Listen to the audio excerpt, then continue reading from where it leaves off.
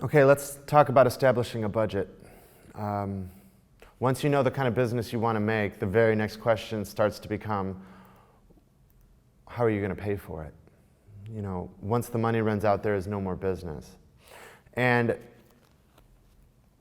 if you're smart, you can bridge that divide to when you start making sales, because you want to make that money last as long as possible. Maybe you saved it, maybe you got a loan, maybe somebody invested some seed money with you. You'll probably need more later. And you want to do everything you can to plan what you have until you start making that first sale. But more importantly than that, it's until sales start happening systematically. It's hard to believe the money will ever actually run out, but actually usually it does. Money feels like nothing until you don't have it, especially when you don't have experience. The first time that you have that experience where it says, wow, we've run out of money, it'll print something in your mind that you'll never forget. But if you can bridge that divide, that's everything, because sales start to pay for themselves. You have your setup, and then you have your sales, and then you have your mature company. And once you're mature, you actually make profit, which means you can keep on operating and take something home. Just an example, suppose your cost of goods sold is $10 a unit, and so you decide to sell it for $18. Now you decide to put $200 into marketing, and you make 10 sales. So actually, it cost you $20 of marketing plus $10 of cost of goods sold. And so it cost you $30 to make a single sale. If you sell it for $18, you're going to lose $12 on every sale.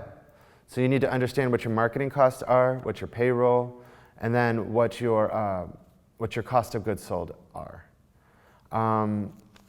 So you need to work this out from the beginning, because if you're wrong, it'll come back to bite you. Maybe not right in the beginning, but after a couple generations of sales, you'll see your money slowly start to go down, and maybe you won't understand why.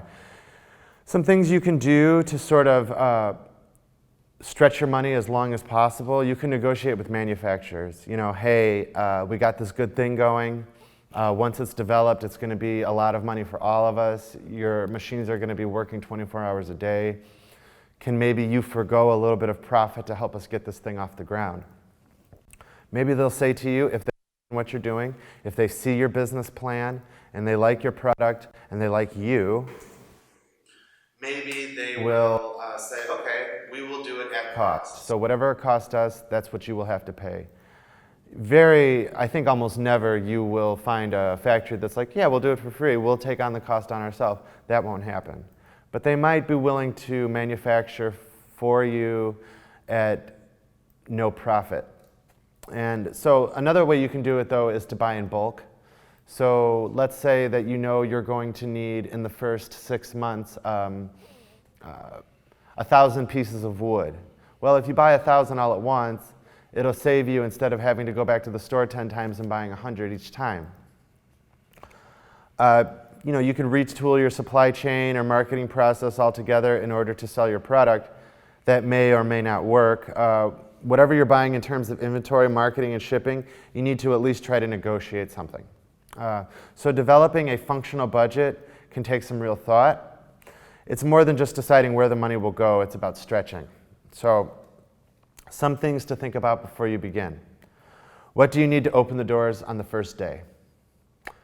That doesn't mean making sales, it means open your doors. Maybe you won't make any sales on the first day. Some kind of businesses have people waiting at the door, but that's usually because they did their marketing pre-work very well. Other kind of businesses open the door and they don't get their first customer for weeks. Depends on what opening the door means. What will your fixed and variable cost be on a continuing basis? So you need to know, you need to run the numbers. What can you contribute to keep costs low? Your own furniture, for instance. Maybe if you're doing certain types of photography, you can bring your own clothes. Maybe you can use your own camera that you already have. Maybe you can borrow things from other people. It's kind of a no-brainer. What can you get as donations from friends and relatives? This is actually harder than it seems, because asking your relatives for money is embarrassing.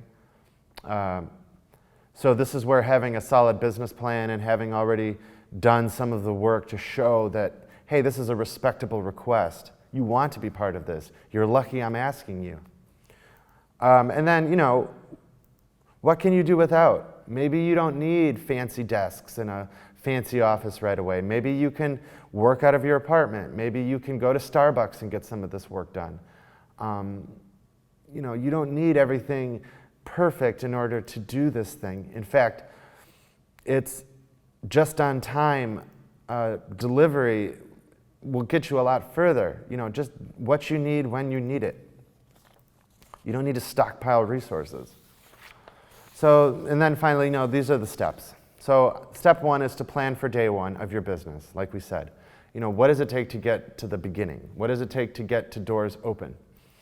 And that includes facilities costs, your fixed assets such as maybe computers or cameras or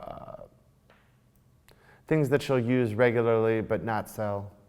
Materials and supplies, yes, this goes into what you will sell, your paper, your ink, your pens, things like this. And then what you put into your product. Maybe you manufacture something. How much is the packaging going to cost? How much is the different components going to cost? And there's others. You're just going to have to think about what that means. Estimated fixed and variable expenses. So your fixed expenses is insurance, rent, payroll. Maybe you can get away without all three of these if you're careful. Variable expenses are definitely your marketing costs. And be careful with that because marketing can be a black hole on your budget. There's no limit to how much money you can put into marketing. So maybe that should be your first professional that you ask to come and work with you as somebody who actually does this, maybe with legwork in the beginning and then automated later. Step three is to estimate your income per marketing dollar, or maybe say marketing cost for 1 unit of sale. That's also true for cost of goods sold, and that's also true for distributing your fixed costs over how many sales that you need. But knowing marketing especially, how much marketing you need to make a sale, and trying to get that number as low as possible. And you want to create a cash flow analysis. Your business's ability to generate cash, that's actual cash, not resources. You need cash money because there's always new expenses coming up and you have to address them directly with cash. And then needs of your enterprise to utilize those cash flows. So, what can you bring in and how can you minimize the need for it? And then you want to start refining your inputs. What can you do without, like we said? Maybe you can get away without insurance. That's a risky one. Maybe you can get away without renting a place. I think in this day and age, there's a lot of businesses you can start without needing a facility, ever, maybe. But I mean, if you have a team of 30 people, yeah, it's nice to get them in one place. And then, finally, there's some tips for creating your business startup budget.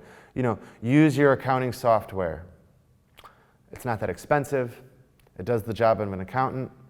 And oftentimes there's automated features in there that can alert you to problems that you normally wouldn't have seen.